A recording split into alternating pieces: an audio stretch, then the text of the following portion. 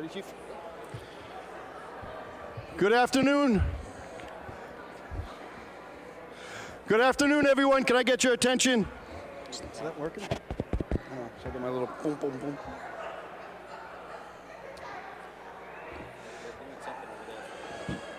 Maybe wait one more minute.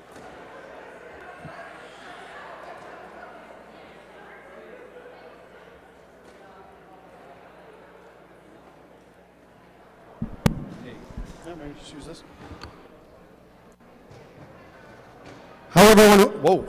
We're going to get started in one moment.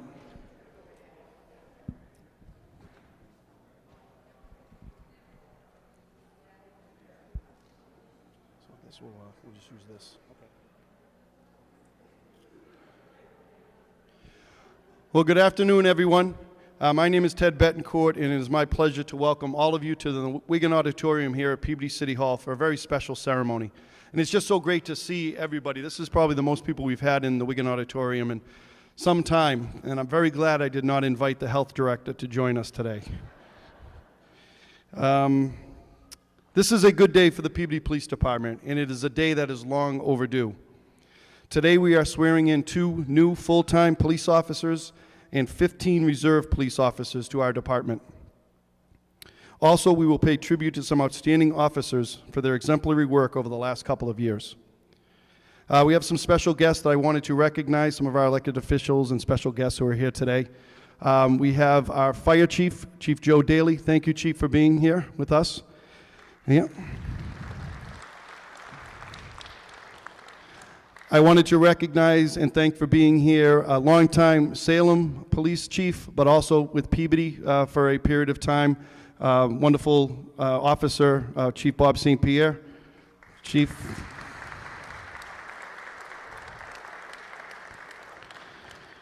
And Peabody legend, George Goulis. Thank you, George, for being here.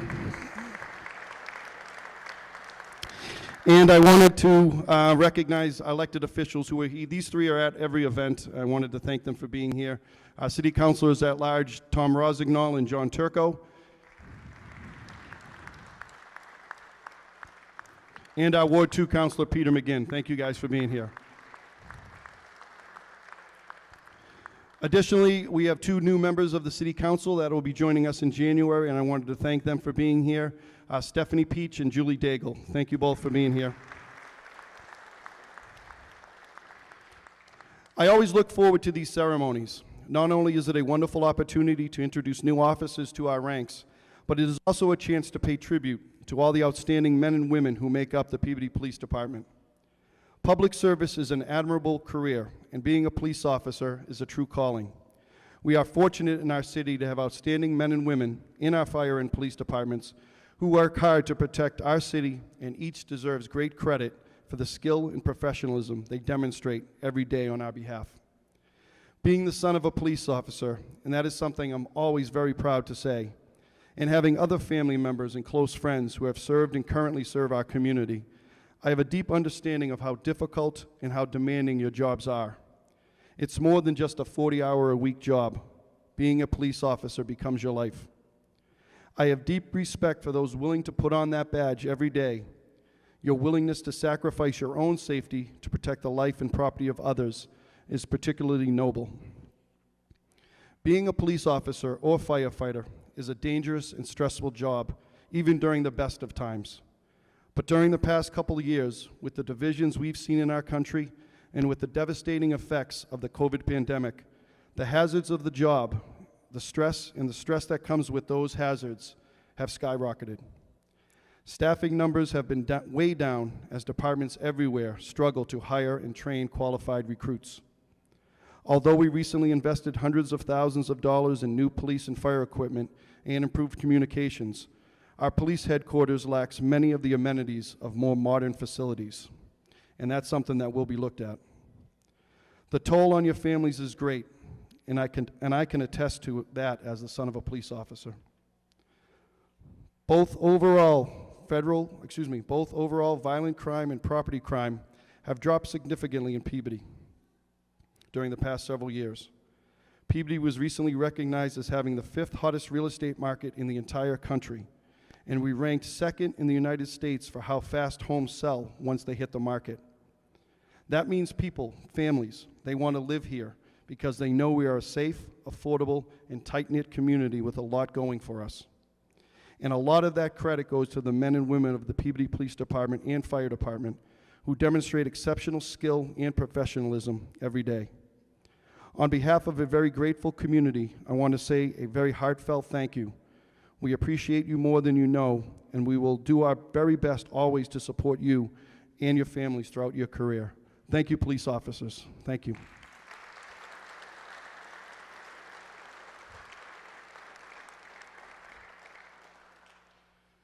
To our new officers and our reserves, I have continually stressed the importance of having talented, committed, hardworking police officers representing our city. And most important, we want people who care. To me, and I've said this before many times, police officers, firefighters, and teachers are truly the faces of our city. You are the ones our children look up to, and you are who people look to in times of trouble.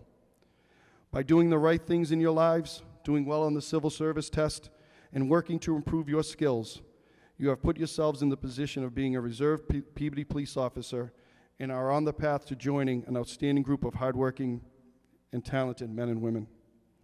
I thank you for taking on this challenging responsibility, and I congratulate each of you for your hard work and dedication.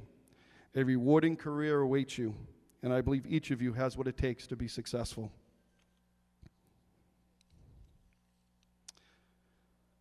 What we're going to do today is I'm going to in a moment turn it over to Chief Griffin for some comments, and then we're going to swear our two full-time officers in first, Jimmy Levitt and Alyssa Gaudette, and then we'll be swearing in our 15 new reserve candidates all lined up here. And then we're going to be having some special commendations that your chief has for, again, some outstanding work provided by our officers. So with that, I wanted to turn it over to you, Chief Griffin, and I want to thank you for your hard work and dedication during these moments. There's been such challenges. Not easy to keep moving forward when you're down staff, you're down people, and you've just done an outstanding job, and I wanted to thank you. So, Chief Tom Griffin.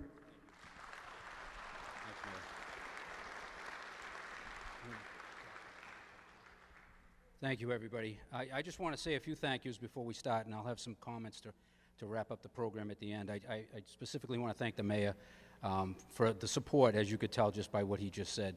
And he's a person that doesn't just say it.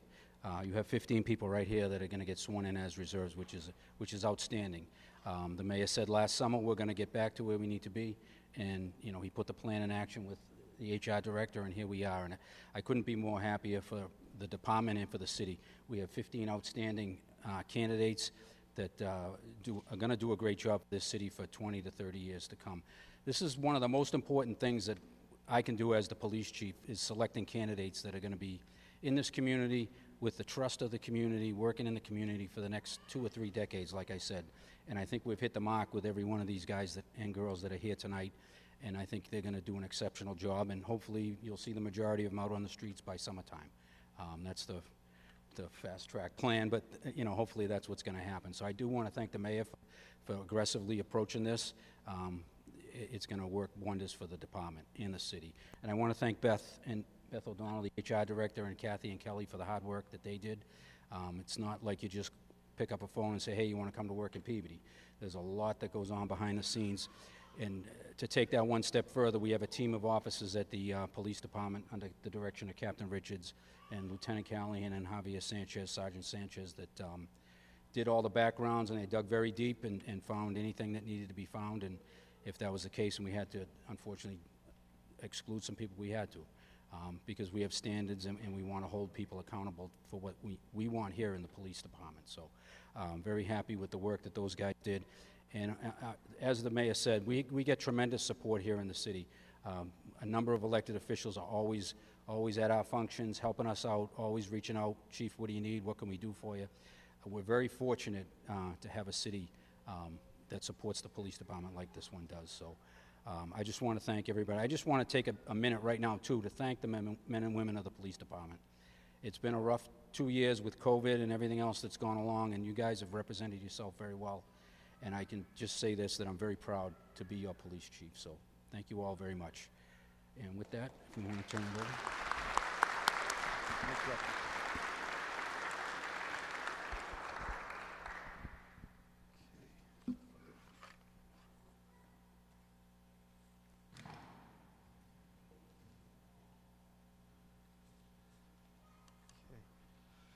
So we do have today two full-time Peabody police officers that we're going to be will be swearing in today. They've already been working on the streets, and I've already seen them in action, which has been terrific. So I wanted to ask Alyssa Gaudette and Jim Levitt to come forward.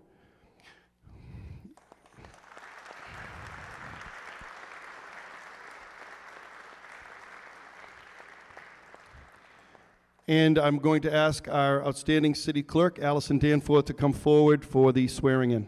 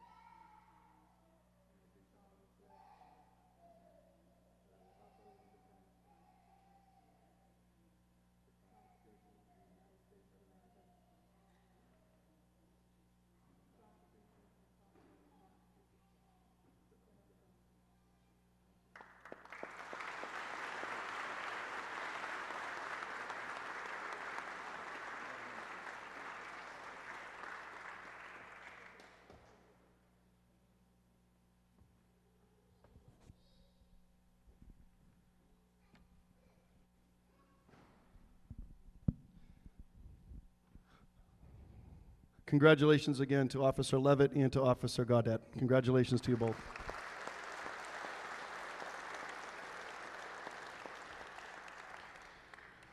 So as has been said by Chief Griffin, today's ceremony represents a big step towards restoring the department to pre-COVID staffing levels.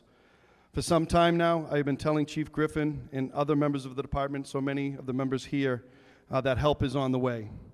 And today we have taken a huge step, and it's wonderful to have 15 men and women who are ready to take on the challenges. And I expect they will be sworn in today as reserve officers, but I expect that we'll be moving very quickly to bring them on board as a full-time officers very soon.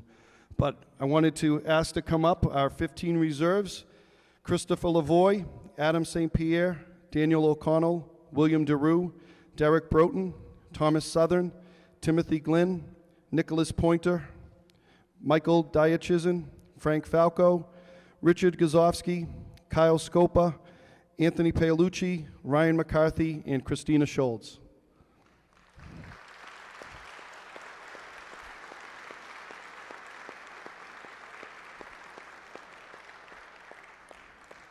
And we will have City Clerk Allison Danforth give them their oath.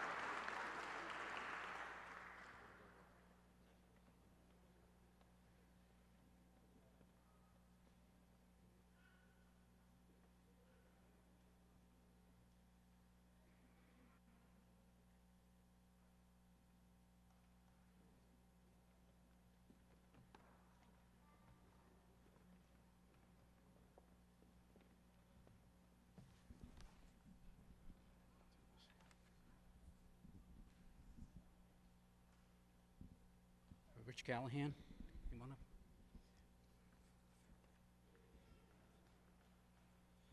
So we're going to give out some letters of recognition as well as some commendations. In the Peabody Police Department, when we do that, someone gets recognized, they get a pretty cool Peabody Police coin. They also get a nice letter that goes in their file permanently, and they also get a day off at some point to use in the future. So I just put that out there so I don't have to repeat it all the different times we're going to do this. So Lieutenant Callahan is in charge of our training, but he's also our medical coordinator.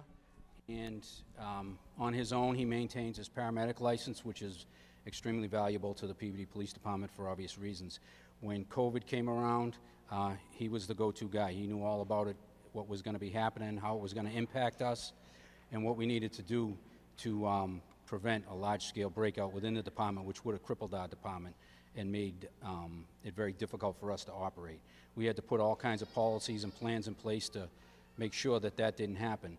And for the next, starting in March of 2019, for probably the next year, or a little bit over a year, much like Sharon Cameron down in the health department, Rich never had a day off. We had to keep track of various locations that our guys needed to be careful about. So every day we got more and more information. He had to make sure that the uniformed guys out on the street were being made aware so that they were safe.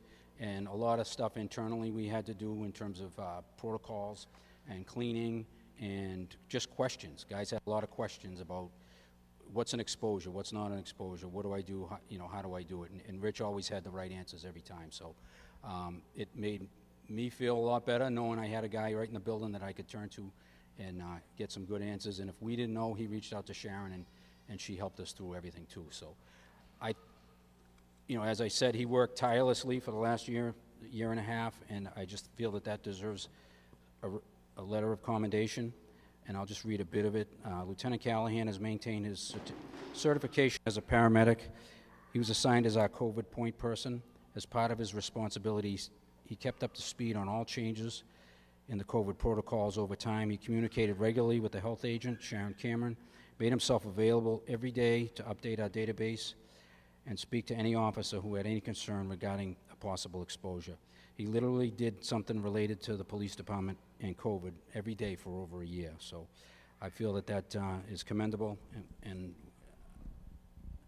with that, for his duty and his devotion to duty, his attention to duty. So this letter will be permanently placed in his personnel file. So thank you, Rich.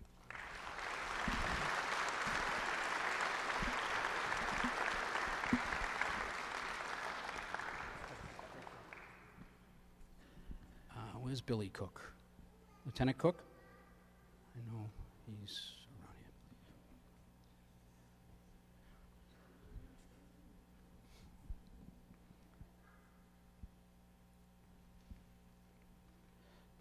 Billy's one of our veteran officers. He's been here over 30, almost 34 years now, Bill. And he's in charge of the detective division with Captain Walasek. And one of the things that Bill possesses is just a sense of understanding the city of Peabody and knowing the people in this city. We try and teach the younger kids to what we call beat ownership, so that they learn the area of their patrol, and when something happens, they know exactly who probably did it. That's a good cop. Well, Billy's the citywide version of that. We had an unfortunate incident where a family was bringing their child out. The child had, I'm not sure exactly what the condition was, but the child required a wheelchair. So they put the wheelchair out, went back in the house to try and get the child to bring out to the wheelchair. Well, it happened to be trash day, and what happened was a metal scrapper that goes around on trash day went by, thought it was something that somebody was just throwing away, and they took it. The thing was worth over $10,000, never mind all the problems that it would have caused that family for the time it took to replace that. As soon as Bill became aware of it, he knew exactly where to go and what to do to find it. And he actually, I think within like half an hour, had the chair returned back to the people's house. I mean, that type of skill and knowledge about your job and about your city is very commendable. That's what we strive for these young kids to get to as they go through their career. And I think it's a great example for them to learn from. And that's why I wanted to point it out, because Billy, this is what Billy does on a daily basis. So I just want to thank you for that, Bill. Thank you, Chief. Thank you very much. That's your handy dandy coin. And there you go. Michael Donovan?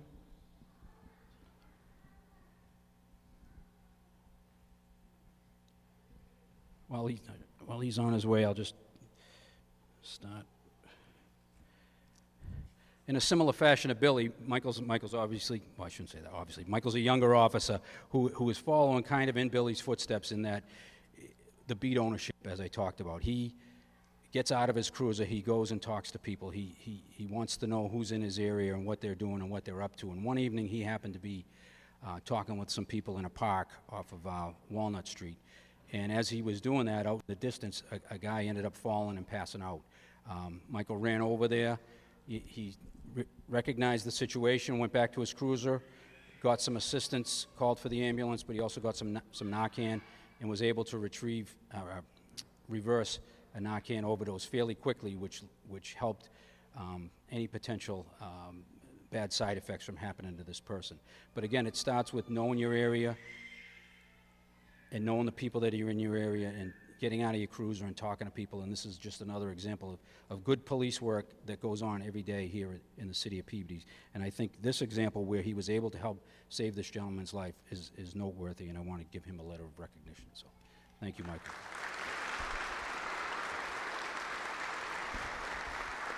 Thank you. Where's Mark Falco?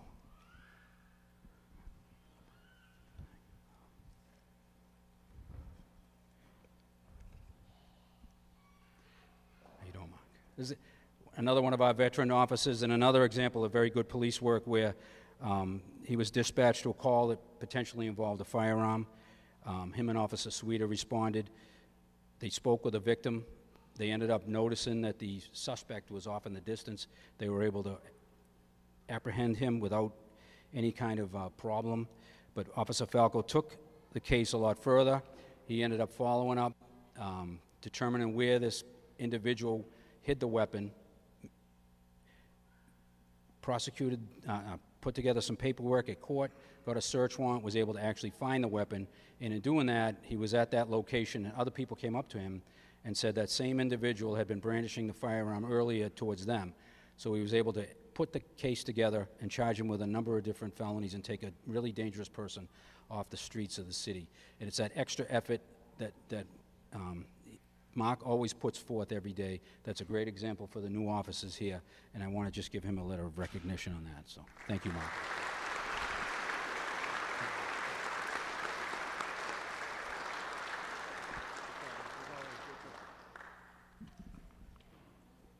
Sergeant Bonfante, is he here? Did I see him?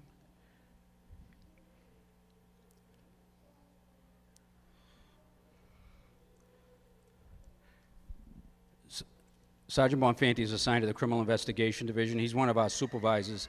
He works in a lot of the community policing aspects of the division, and he's always looking to try and help people and do the extra to try and make the department look good, number one, but also solve problems for people. So he was working a detail down in Saugus at the Roller Palace, and he got to know this young kid that wanted to be a police officer. But one of the requirements we have is that you either have to have a high school education or a GED.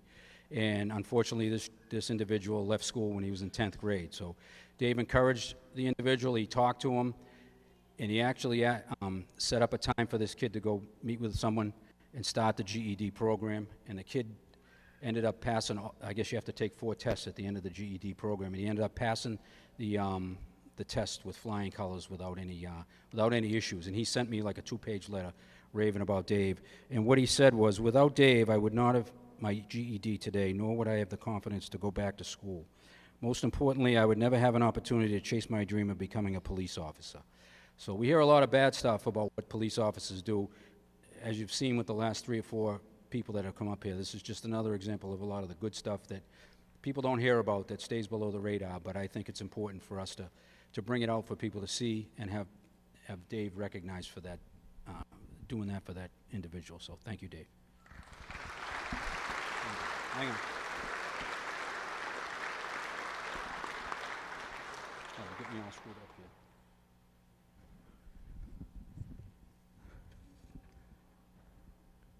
That's not the next one. So Van Sulis and Joanna. Where's Joanna? Joanna?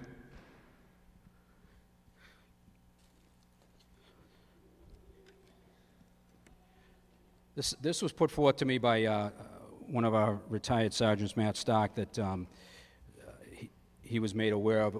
There was a medical call where a gentleman took a very, very ill turn. These two were the first two responding officers. They got to the house. They recognized how serious the situation was.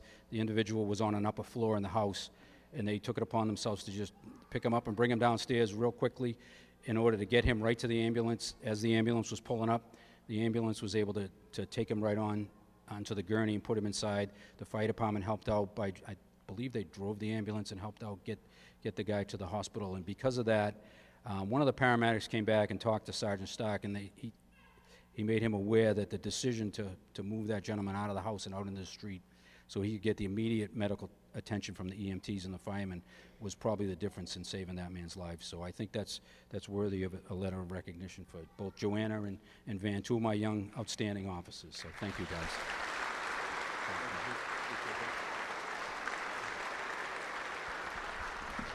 And that's yours. Thank you.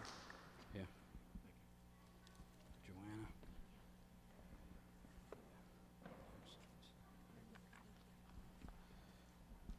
We'll get into a little more serious stuff now. Javier, you want to come up here?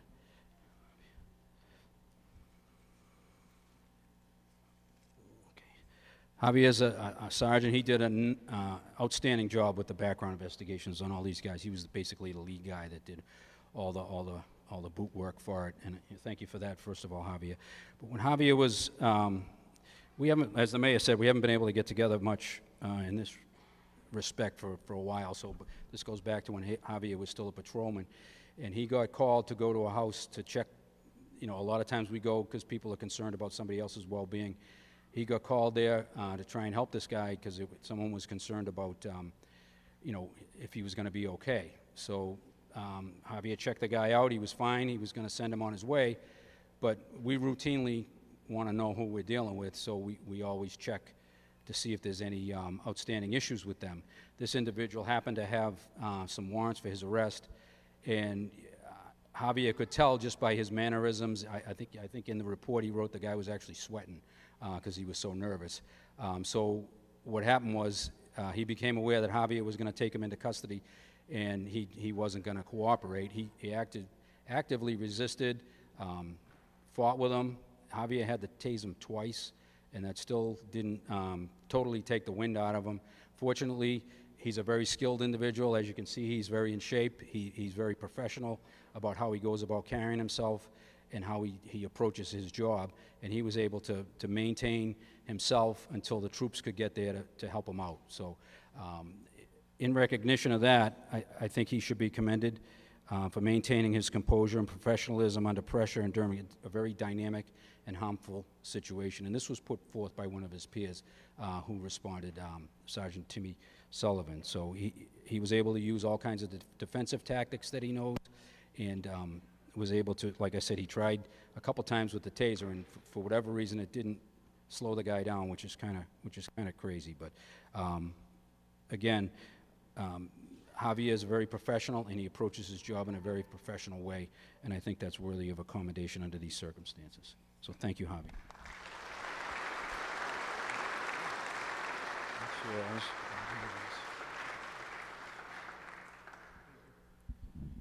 Thank you, Javi.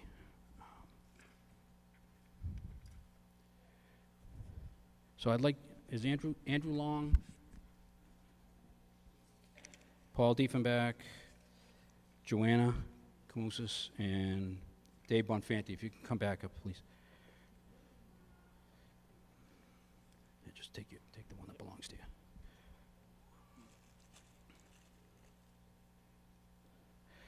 The next few examples are examples of some pretty serious crimes that were wrapped up very quickly due to a lot of teamwork by the men and women of the police department. Some pretty serious cases. This particular case involved a woman who was in a domestic violence situation. She had a restraining order against her. The defendant in the order was actually outside of her house trying to break in the window when she called the police. She ended up going outside when the officers arrived, explained to them what happened, and they could see him off in the distance behind the house. It was Officer Diefenbach, I'm sorry, Paul, and Officer Long.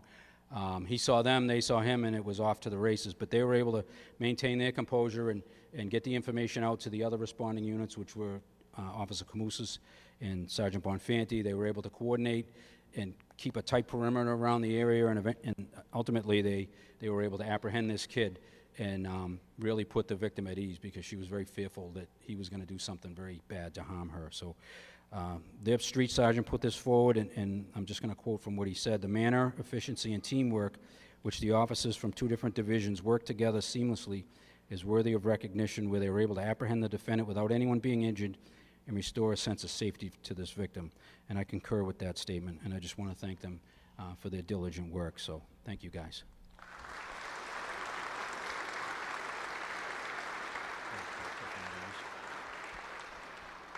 Thanks, buddy. Thanks again, buddy. Thanks, Dick.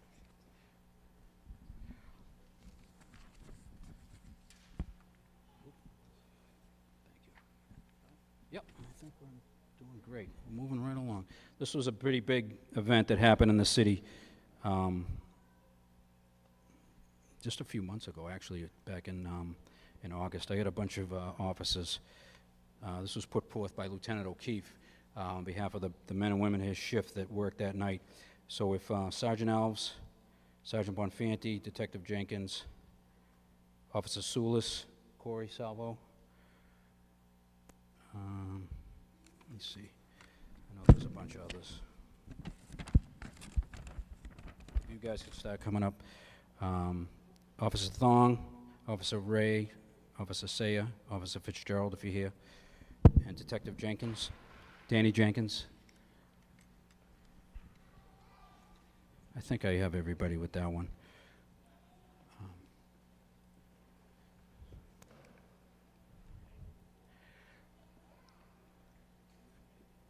Unfortunately, what happens sometimes with, I've seen it a long time in my career. Unfortunately, we're in the middle of an opioid crisis, and what happens is some people get very desperate and they go on a very long and destructive crime spree. All of a sudden, they just pop up on the radar, and they're doing every kind of crime in the city you can imagine. And this was in the real early stages of that back in the summertime. It usually starts out with something small like breaking into cars or things like that, but then it escalates when the person gets more and more desperate. So what happened was we had an individual who we knew had been breaking into cars. Officer Whalen, actually, is Matt here? I thought he was on this list too, but Officer Whalen had a warrant for him.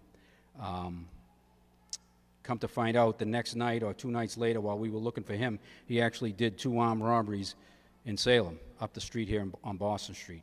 We got information of a car that was believed to be the getaway car.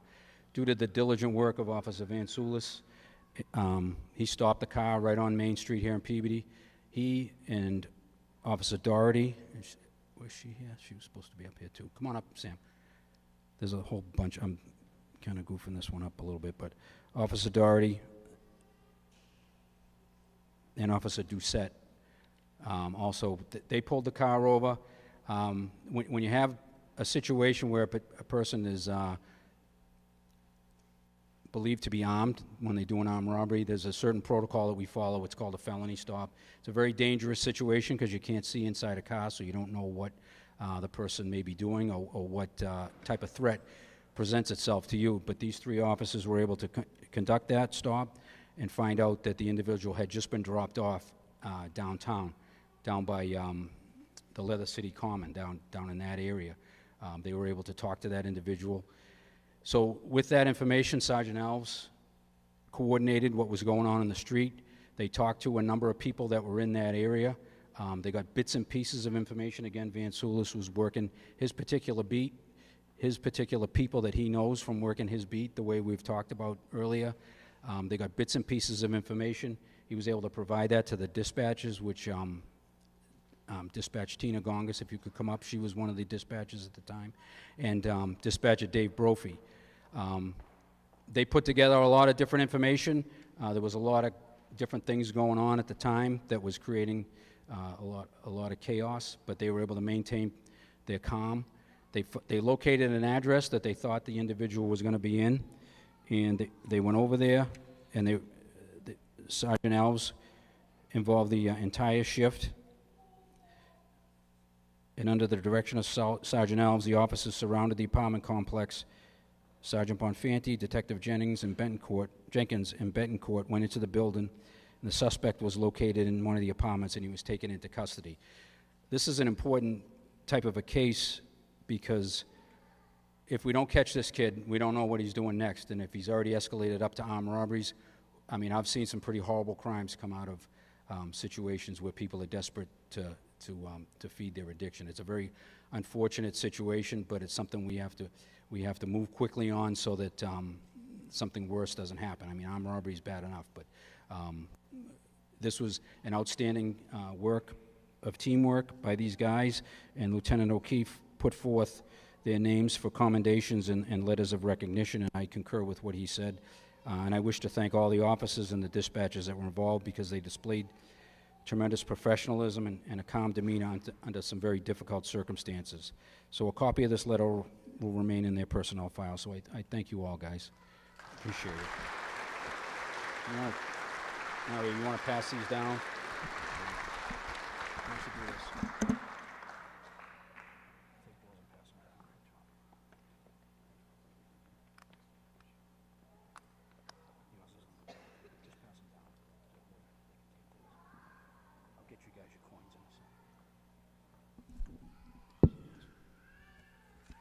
Thank you, guys.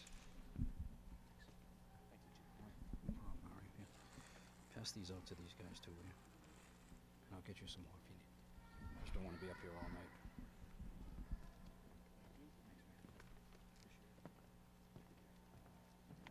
He's got you full.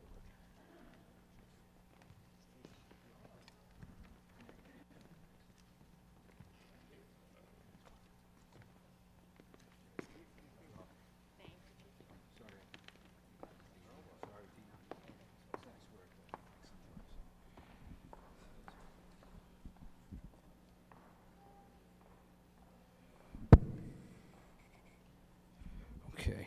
If I could have Captain Marcus now and Detective Scopa.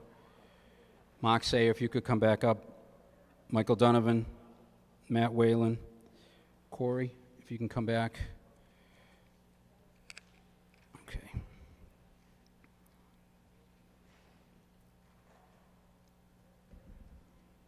Thanks, guys. This is just another example of outstanding teamwork by the men and women of this department that led to a very quiet arrest that probably not a lot of people noticed in the newspaper, but could have gone sideways and could have created a lot of problems. But these guys took control of the situation, and they were able to take a very, very dangerous and violent person off the streets of our city. So this happened about a year ago in a street right off of Central Street downtown here.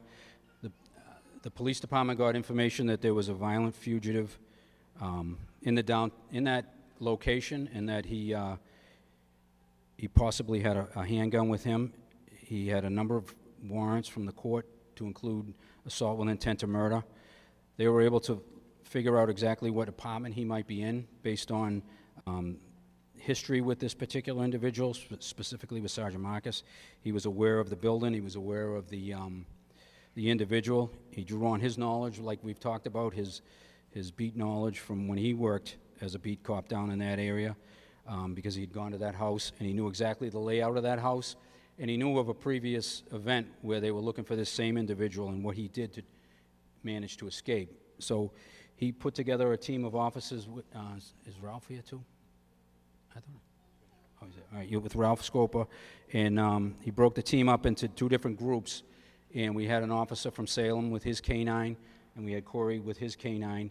We put 3 officers outside the back bedroom window where the kid had escaped out the last time, and then under the direction of now Captain Marcus, the rest of the team went in the front door with Officer Donovan having a ballistic shield to protect the team because there was a concern that the individual may have a firearm. He's a very violent kid. Every time the police approach him, the fight's on, unfortunately.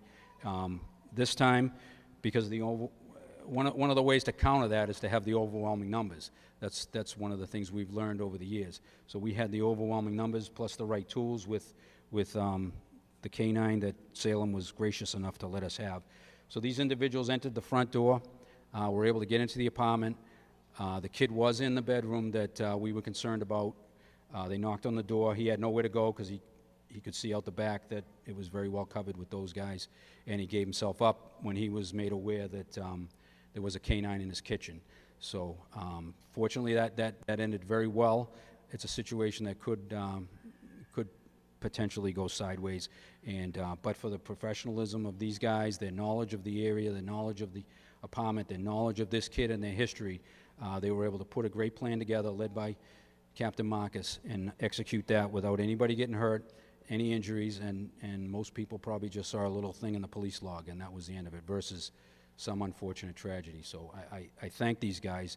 I feel very fortunate to have all these men and women because I know they know the right way to do it, and they do it on a nightly basis here. So as Chief of Police, I'd like to thank all of them, and I wish to commend them for their attention to duty, their devotion to duty, for organizing and recognizing the severity of this situation and handling it in such a professional manner. So thank you, guys. This is the whole packet here, Doug. I'll just give them to everybody. Yeah, if you want. Yeah. And give them a bunch of coins. So, thanks, guys. Thanks, Matt. Thanks again, Mark. You're always on the spot. That's good. I feel safe when that happens.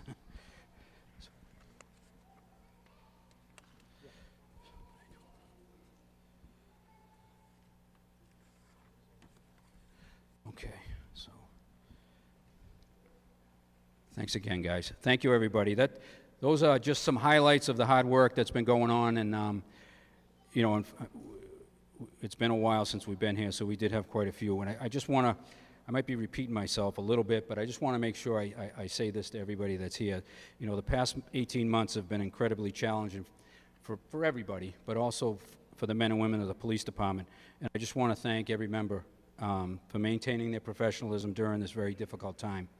You've all done an exceptional job under some very trying circumstances, and I really, truly appreciate what you've done, and I know the city does as well.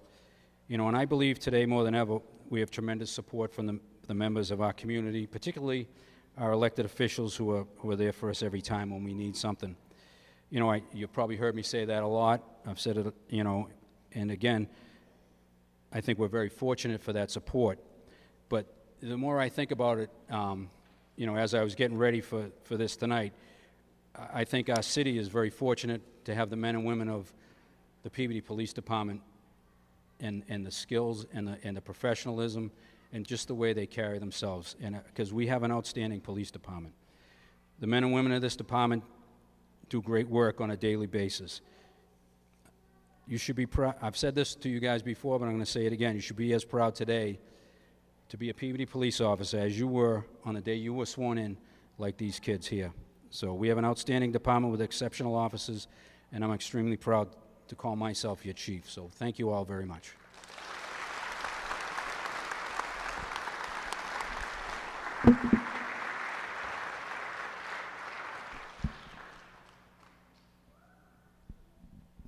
Thank you, Chief. And just a couple things before we wrap up. First, again, congratulations for all the outstanding work that the Chief recognized this evening, and I'm sure there's many more examples of just outstanding police work, and thank you to the men and women of the department.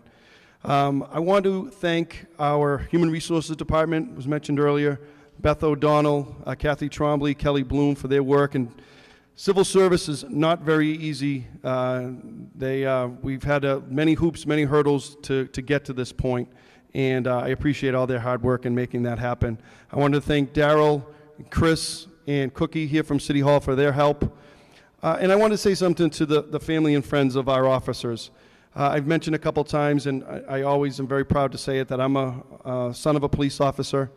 But it's because of your support and your love that our officers are here today. And, you know, I know full well that the family serves when your loved one is out on the street. It really is a family that is serving, and without your love and support, they would not be able to do their jobs. And I'm grateful, the city's grateful that you share your loved one with us so that they can serve our community. So thank you for that. And I also wanted to thank and recognize again our new full-time officers and our reserves. The Peabody Police Department, the future looks bright. A lot of work to do on our end to support you, but we're very excited about the future, and thank you for your willingness to be of service to our community. So thank you, everyone.